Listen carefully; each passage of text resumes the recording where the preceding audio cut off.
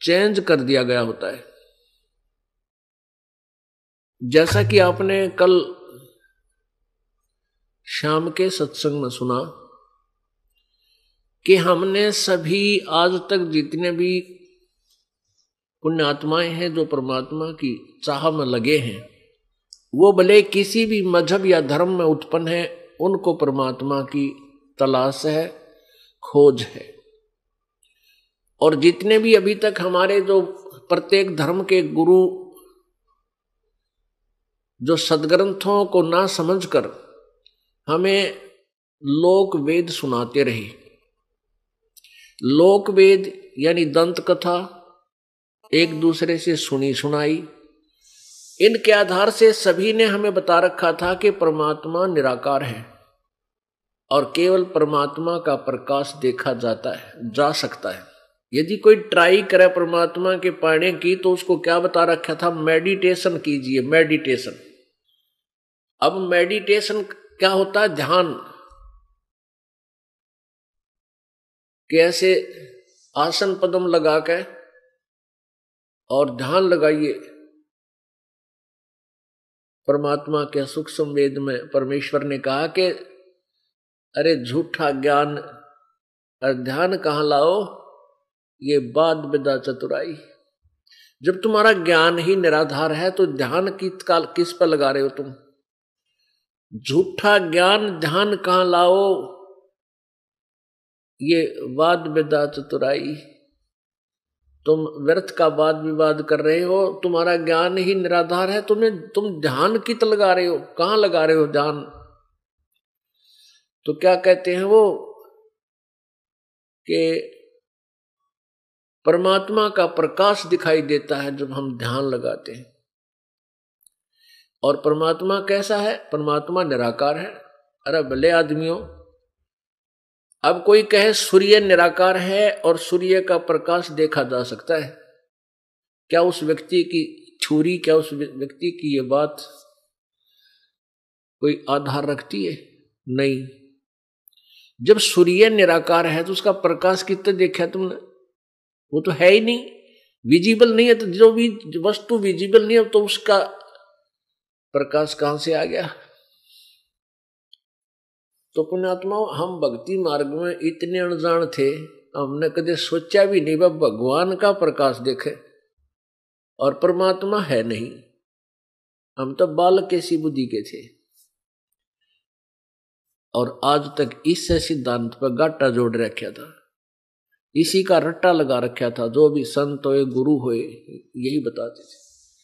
और ये सतलोक का जो ठेका ले रहे हैं राधा स्वामी पंथ, उसी से निकला हुआ धन धन सतगुरु सच्चा सौदा वाले पंथ, ये सिरसा और जगमाल वाली, ये भी सचखंड और सतलोक की सुनी सुनाई लोक वेद की आधार से महिमा सुनाते रहे।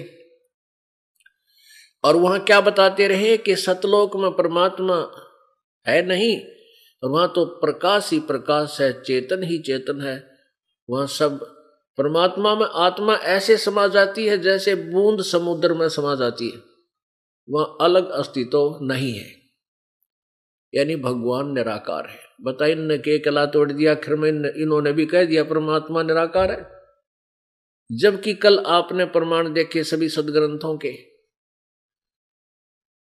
पवित्र वेदों में, पवित्र कुरान शरीफ में, पवित्र बाइबल में और महला पहला की वाणी गुरु ग्रंथ साहिब में आपको वर्बली सुनाया, प्रश्न नंबर 24 पे और 721 पे गुरु ग्रंथ साहिब में उस परमात्मा कबीर जी के बारे में लिख कहा है। और वो साकार बताया है, जो धानक रूप में, जुलाहा रूप में बनारस में आए थे, वो पूर्ण परमात्मा है। और किसी भी धर्म के व्यक्ति से आप बात कीजिए, वो कहेगा परमात्मा तो निराकार है, अनविजिबल है, फॉर्मलेस है, वो दिखाई नहीं देता। और जबकि एक शब्द है परमेश्वर का, कबीर जी की वाणी का, कि करने नो दीदार महल में प्यारा है, उसके लास्ट में फिर ये कहा कि सतपुरुष, जब सतलोक के अंदर ये हंस चला जाता है ये आत्मा चली जाती है अपनी भक्ति कमाई करके, तो वहां सत्य पुरुष के सिर पे चंवर ढुराती है, सेवा करती है, करता है जा करके ये प्यारी आत्मा। वहां शब्द में स्पष्ट लिखा है। अरे भले आदमियों, जब वहां भगवान निराकार है और आत्मा उसमें समा जाती है तो चंवर किस पर करे वो? फिर वो चंवर कराने वाला कौन है? करने वाले दो अलग नहीं हुए? और फिर भी उस शब्द करने नो दीदार महल में प्यारा है, इसका तो उन्होंने पूरा सहारा ले रखा था और उसको भी अच्छे ढंग से नहीं समझ सके। कारण क्या था? परमात्मा बताते हैं, भाई मोती मुक्ता दर्शत नाही, ये जग है सब अंदरे, दिखत के तो नैन चश्म, इनका फेरा मोतिया बंदरे। ये दिखे तो बड़े महात्मा और संत विद्वान पुरुष, इनको काल ने मोतिया बंद कर रखा है। अज्ञान रूपी मोतिया बंद है था इन लोगों को, इन गुरुओं को, संतों को, जो परमात्मा से अपरिचित होकर के परमात्मा की झूठी महिमा, झूठी परिभाषा बताते रहे। पुण्यात्माओं, कोई सौभाग्य तुम्हारा है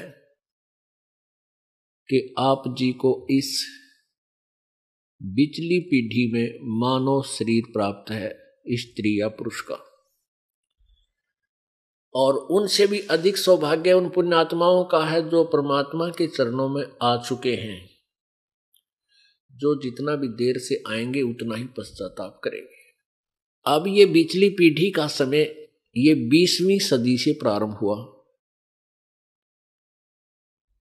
अब ये 21वीं सदी चल रही है, इसमें ये चरम सीमा पर होगा। फर्स्ट पहले ही 10, 12, 15 वर्षों में इस 21वीं सदी के अंदर ये परमात्मा का ज्ञान, तत्व ज्ञान चरम सीमा पर होगा। पूरे विश्व में ये ज्ञान फैलेगा, सभी आत्मा, सभी प्राणी सुखी होंगे, दया भाव पुनः हमारे अंदर पैदा होगा, क्योंकि हम अज्ञानतावश हिंसक बन गए, मांस खाने लगे। किसी भी धर्म मजहब के उस प्रवर्तक ने कहीं मांस खाने का आदेश नहीं दिया। सबसे ज्यादा बिजली गिरी हुई है ईसाई धर्म में, हुआ ना छोड़ते क्या है नबी। शराब की उनका टाल नहीं, सिगरेट पीने की उनका कोई बाउंडेशन नहीं, मांस खाने की नहीं, यानी सारे ही काम एक नंबर पर करे हुए उल्टे उल्टे, और धार्मिक और ईसाई कमावे। उसके बाद हिंदू धर्म में क्या था? पहले कोई बुराई नहीं थी, बीड़ी, शराब, मांस, तंबाकू, कोई भी नशीली वस्तु नहीं प्रयोग करता था हिंदू धर्म। अब हिंदू धर्म में भी बिजली गिर गई, सभी, कोई घर खाली नहीं है जो व्यसन ना करते हो। उस घर में कोई व्यक्ति बेशक बच रहा हो, एक आधा जो ना प्रयोग करता हो बुराई को। इतनी गिरावट आ गई। मुसलमान धर्म में शराब नहीं प्रयोग करते थे, मांस और हुक्का खूब डट के पीवे। सिख धर्म में हुक्का नहीं पीते, तंबाकू प्रयोग नहीं करते, बाकी मांस और शराब कति खूब दूध पानी की तरह पीते हैं, खाते और पीते हैं। जबकि हमारे पूर्वजों ने, हमारे प्रत्येक धर्म के जो संचालकों ने कहीं मांस नहीं खाया और ना खाने का आदेश दिया। तो यह बुराई क्यों कर रहे हैं हम? और कर रहे हैं तो फिर धार्मिक कहां, हम उस धर्म के बंदे कैसे हुए? तो ये गिरावट जो आई है या अब फिर दोबारा सेट होगी, और ये प्यारी आत्मा अपने परमात्मा को पहचान कर सतलोक पहुंच जाएंगी। जब तक हम सतलोक नहीं जाएंगे तब तक हमारा जन्म और मृत्यु और ये कष्ट कभी समाप्त नहीं होगा।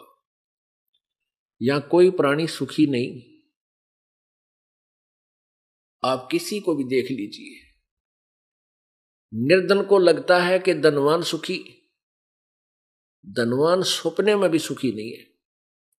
ये सत्कर मान लेना, जिसके पास पैसे हैं उसका 36 तो और कुबद पावेंगी कि तक कल्बा में जाता होगा किसी को, या फिर और, क्योंकि पैसा जिसके पास होगा वो 2 नंबर के काम अवश्य करता होगा।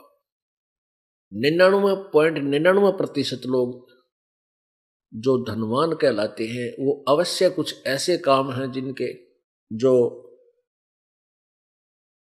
अनुकूल नहीं होते, और फिर उस कारण से उनके पाप इतने बढ़ जाते हैं।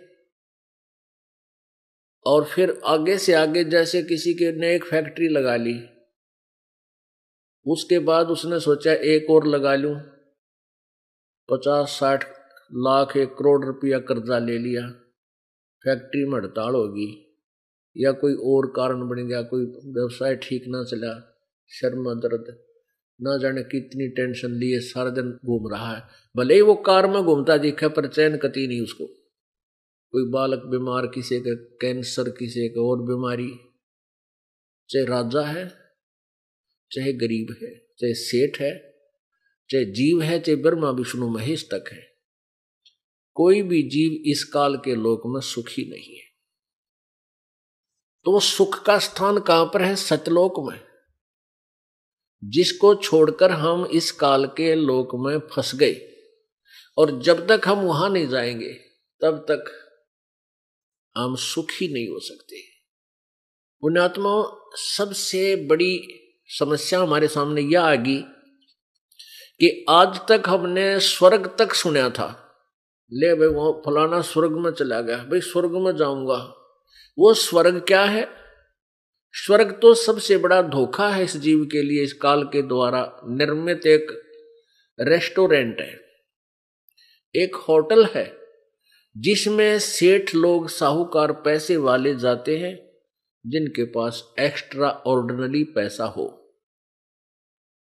और फिर वहां वो अपनी जेब से को खर्च करके 1000-2000 रुपये बर्बाद करके फिर बाहर आ जाते हैं। तो वो स्वर्ग क्या है कि यहां इस पृथ्वी लोक पर आप कोई पुण्य करते हो, उन पुण्यों के आधार पर आपको स्वर्ग प्राप्ति होती है। स्वर्ग का समय आपका निर्धारित होता है। जब आपका समय उन पुण्यों के आधार से जितना समय बना था वो समाप्त हो जाता है तो आपको तुरंत वहां से निकाल दिया जाता है। फिर कहां जाते हो? पाप के आधार से नरक में। नरक का समय भोगने के बाद आप कहां आते हो? नीचे पृथ्वी पर। कोई गधा बनता है, गधे का शरीर पूरा होते ही, समय पूरा होते ही फिर कुत्ता बन जाता है, कुत्ते का संस्कार पूरा होते ही फिर सूअर बन जाता है, और फिर 84 लाख योनियों के इस कोल्लू में जुड़ के और ऐसे ये अरहट के कुएं की तरह चक्कर काटता रहता है। आगे गए ना बावड़े और रहते भी सब जाही, बिन साहिब की बंदगी कहीं ठोड़ ठिकाना नहीं। जो पहले चले गए वो तो अपने पास इस परिवार में एज इट इज आए नहीं, हमें बतावा आके, और शेष हैं वो भी चले जाएंगे, और बिन साहिब की बंदगी कहीं ठोड़ ठिकाना ना। उस कबीर परमेश्वर, पूर्ण परमात्मा कबीर जी की भक्ति बिना हमारा कितने ठोड़ ठिकाना नहीं। आज यहां आप हो, बच्चे हैं, बढ़िया कोई नौकरी मिल गई, कार कोठी होगी, लेकिन यू ठिकाना तेरा को नहीं। आज मृत्यु हो जाए तेरा कहां ठिकाना है? मन मन कुत्ता बनकर उसको ठीक है बाहर बैठा पावे 2 साल के बाद, और कुत्ते की मृत्यु होगी फिर गधा बन गया, गधे की मृत्यु होगी सूअर बन गया, सूअर की मृत्यु होती फिर आगे। तो तेरा ठोड़ ठिकाना है कहां? सतलोक में आपका ठोड़ ठिकाना है। और जब तक आप सतलोक नहीं पहुंचोगे आपकी यह दुर्गति कभी समाप्त नहीं हो सकती। चाहे देवता बन लेना, चाहे ब्रह्मा विष्णु महेश तक की पदवी पा लेना, आपका वहां ठोड़ ठिकाना नहीं। उनका भी मृत्यु होता है, ब्रह्मा विष्णु महेश की भी मृत्यु होती है जब इनका संस्कार पूरा हो जाता है। अपुण्यात्मा, यहां आके एकदम बात खटकती है कि ब्रह्मा विष्णु महेश की भी मृत्यु होती है, क्योंकि इस लोक वेद के आधार से हमारे को पवित्र हिंदू धर्म के अंदर इन नकली गुरुओं ने ये शास्त्र विरुद्ध और लोक वेद सुना के हमें भ्रमित कर रखा था कि ब्रह्मा विष्णु महेश अजर अमर है, सर्वेश्वर है, इनकी जन्म मृत्यु नहीं होती, इनके कोई माता पिता नहीं है, यही सारी सृष्टि के रचनहार हैं, यही सचिति और सृष्टि और संहार करते हैं, ये कुल मालिक है।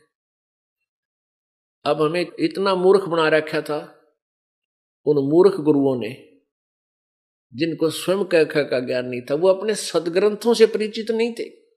पुण्यात्माओं, आध्यात्मिक गुरु जो होता है एक टीचर है, और टीचर को चाहिए कि वो अपने सिलेबस से ही ज्ञान बच्चों को बताए। हमारा सिलेबस है पवित्र पुराण, पवित्र चारों वेद, पवित्र श्रीमद् भगवत गीता जी, जो हिंदू धर्म के शास्त्र माने जाते हैं। वैसे तो ये सदग्रंथ किसी मजहब विशेष के नहीं है, ये उस समय रचे गए थे, उस समय श्री व्यास जी द्वारा लिखे गए थे जब कोई धर्म नहीं था, केवल मानव मात्र के कल्याणार्थ है। अब उन्हीं में आपको दिखाता है ये दास के ब्रह्मा विष्णु महेश स्वयं स्वीकार करते हमारी जन्म मृत्यु होती है, और इनके माता पिता भी हैं। पुण्यात्मा, भक्ति करना और परमात्मा पाना कोई मुश्किल काम नहीं, कठिन कार्य नहीं है। कठिन है ये समझ माना कि भगवान है कौन और वो कैसे मिल सकता है, उसका प्रॉपर वे कौन सा है पाने का, उसकी विधि कौन सी है, फिर तो दिखता को नहीं, कोई समस्या नहीं रहती। फिर तो वही क्लियर किया जाएगा, वही कंसेप्ट क्लियर किया जा रहा है आपके समक्ष कि कौन तब भगवान है और कैसे वो पावेगा।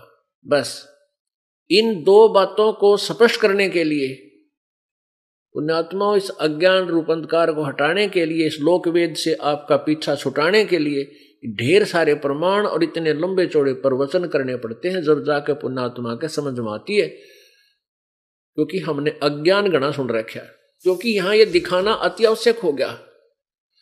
क्योंकि दास ने कहा कि ब्रह्मा विष्णु महेश नासवान है, और जो भोली आत्मा उस अज्ञान के आधार से इनको सर्वेश्वर महेश्वर मृत्युंजय कालज्य माने बैठी है, उनको एकदम धक्का सा लगेगा, क्योंकि उन्होंने उस अज्ञान को सत्य मान रखा है। इसलिए ये सदग्रंथ दिखाना, आपके सामने रूबरू करना अति आवश्यक हो जाता है। कृपा देखिए श्रीमद् देवी भागवत, ये गीता प्रेस गोरखपुर से प्रकाशित है। इसके 123 पृष्ठ पर आपको दिखाते हैं। संपादक हनुमान प्रसाद पोदार, चमन लाल गोस्वामी। और ये कहाँ से प्रकाशित है? प्रकाशक एवं मुद्रक हैं गीता प्रेस गोरखपुर, गोविंद भवन कार्यालय, कोलकाता का संस्थान। और इसके 123 पृष्ठ पे आप देखिए,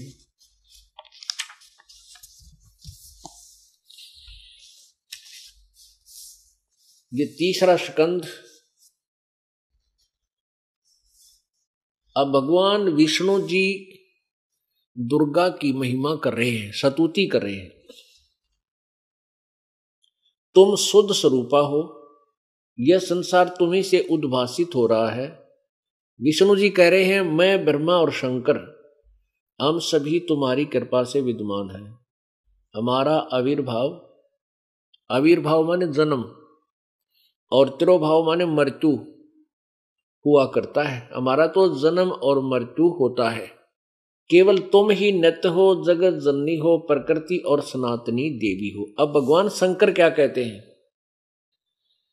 भगवान शंकर बोले, देवी यदि महाभाग विष्णु तुम्ही से प्रकट हुए, यानी तुम्हारे से उत्पन्न हुए हैं, तेरे बेटे हैं, तो उनके बाद उत्पन्न होने वाले ब्रह्मा भी तुम्हारे ही बालक हुए। अब सिद्ध हो रहा है कि दुर्गा इनकी मां है, और फिर मैं तमोगुणी लीला करने वाला शंकर क्या तुम्हारी संतान नहीं हुआ? अर्थात मुझे भी उत्पन्न करने वाली तुम ही हो शिवे। संपूर्ण संसार की सृष्टि करने में तुम बड़ी चतुर हो। इस संसार की सृष्टि, स्थिति और संहार में तुम्हारे गुण सदा समर्थ हैं। उन्हीं तीनों गुणों से उत्पन्न हम, यानी ब्रह्मा विष्णु एवं शंकर नियमानुसार कार्य में तत्पर रहते। इससे तीन कंसेप्ट क्लियर हुए, तीन बातें स्पष्ट होगी। नंबर 1, ब्रह्मा विष्णु महेश नासवान है, इनकी जन्म मृत्यु होती है। नंबर 2, दुर्गा इनकी माता है, इससे इनका जन्म हुआ है। और तीसरी ये हुई कि रजगुण ब्रह्मा है, सतगुण विष्णु, तपगुण शिव जी। ये कहते हैं उन्हीं तीनों गुणों से उत्पन्न हम, ब्रह्मा विष्णु महेश, रजगुण ब्रह्मा, सतगुण विष्णु, तपगुण शिव जी। ये लोकवेद सुन रखा था हमने, और ये है शास्त्र अनुसार ज्ञान के ब्रह्मा विष्णु महेश अजर अमर नहीं है, इनकी भी जन्म मृत्यु होती है। ये समर्थ शक्ति नहीं है, दुर्गा इनकी माता है, और ज्योति निरंजन काल ये सदाशिव इनका पिता है। अब ये भी कंसेप्ट क्लियर करना पड़ेगा कि इनका पिता कौन है। ये काल रूपी ब्रह्म, इसको सदाशिव कहो और चाहे इसको काल रूपी ब्रह्म कहो, ज्योति निरंजन कहो, इसी के ये नाम है उपमात्मक।